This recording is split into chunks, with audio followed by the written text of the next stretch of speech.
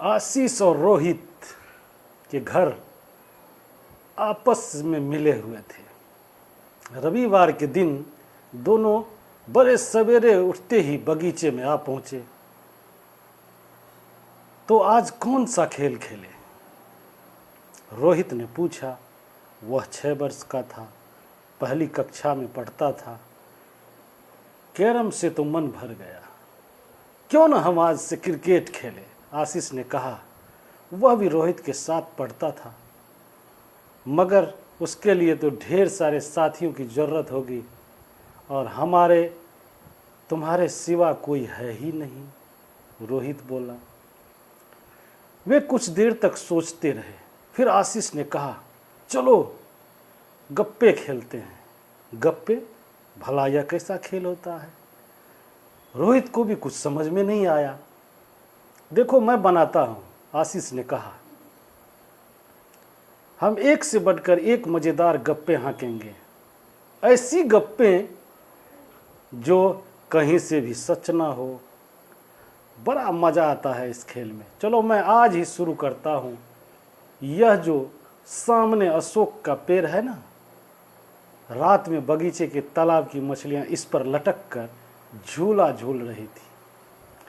रंग बिरंगी मछलियों से यह पेड़ ऐसा जगमगा रहा था मानो लाल परी का राजमहल हो। अच्छा, रोहित ने आश्चर्य से कहा। और मेरे बगीचे में जो यूकलिप्टस का पेड़ है ना, इस पर चांद सो रहा था। चारों ओर ऐसी प्यारी रोशनी झर रही थी कि तुम्हारे अशोक के पेड़ पर झूला झूलती मछलियों ने गाना गाना शुरू कर दिया। अच्छा, कौन सा गाना गाया? आशीष ने पूछा। वही चंदा मामा दूर के पुए पकाए गुड़ के, रोहित ने जवाब दिया। अच्छा, फिर क्या हुआ? फिर क्या होता? मछलियां इतने जोर से गा रही थी कि चांद की नींद टूट गई और वह धड़ाम से मेरी छत पर गिर गया। फिर क्या था? वह तो गिरते ही फूट गया। हाय, चांद फूट गया। तो फिर उसके टुकड़े कहाँ गए? आशीष ने पूछा।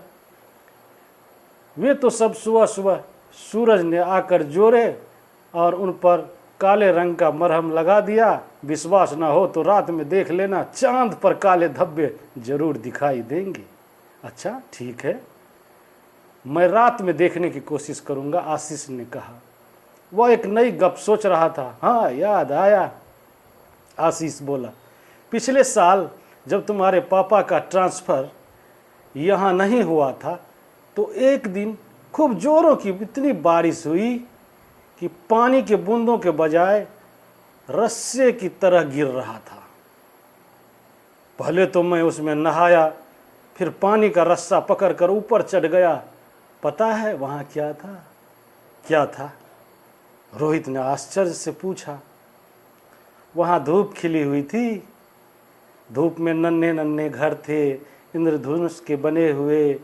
एक घर के बगीचे में सूरज आराम से हरी हरी घास पर लेटा आराम कर रहा था और नन्हे नन्हे सितारे धमचौकी कर रहे थे।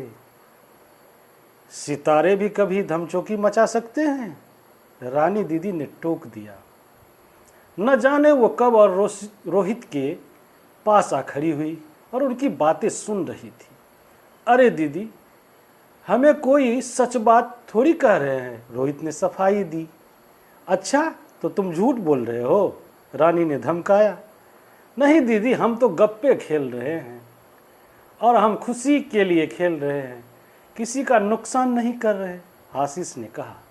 भला ऐसी गप्पी हाँकने से क्या फ़ायदा जिससे किसी का उपकार ना हो? मैंने एक गप्पी हाँकी और 2 बच्चों का उपकार भी किया। वो कैसे? दोनों बच्चों ने एक साथ पूछा। अभी अभी तुम दोनों की मम्मियाँ तुम्हें नाश्ते के लिए बुला रही थी। उन्हें लगा कि तुम लोग बगीचे में खेल रहे होंगे, लेकिन मैंने गप मारी कि वे लोग तो मेरे घर पर बैठकर पढ़ाई कर रहे हैं। उन्होंने मुझसे तुम दोनों को भेजने के लिए कहा है।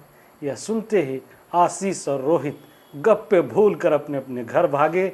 उन्हें डर लग रहा था कि मम्मी कहीं उनकी पिटाई न कर दे, लेकिन मम्मी ने उन्हें प्यार किया, सुबह सुबह पढ़ाई करने के लिए शाबाशी भी दी और रानी दीदी की गप्पे को वो सच मान बैठी थी।